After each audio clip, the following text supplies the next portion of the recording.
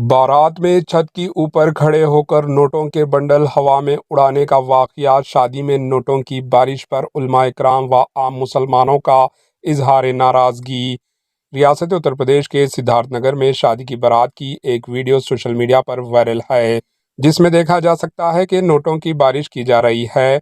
दूल्हे के रिश्तेदार इलाके के घरों के छत की ऊपर खड़े होकर नोटों के बंडल हवा में उड़ा रहे हैं।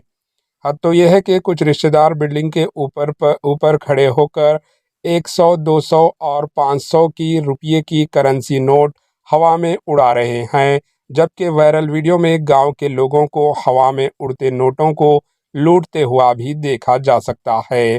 तफसीलात के मुताबिक अफजल और अरमान की शादी के दौरान इस तरह की हरकत से ना सिर्फ आम मुसलमानों में गुस्सा है, बल्कि उलमाए कराम ने भी शदीद नाराज़गी का इजहार किया।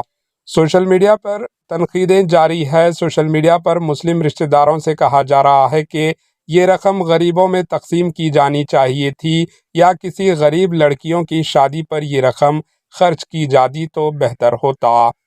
आपकी राय कमेंट के जरिए ज़रूर बताएं। Bureau report, AHN news.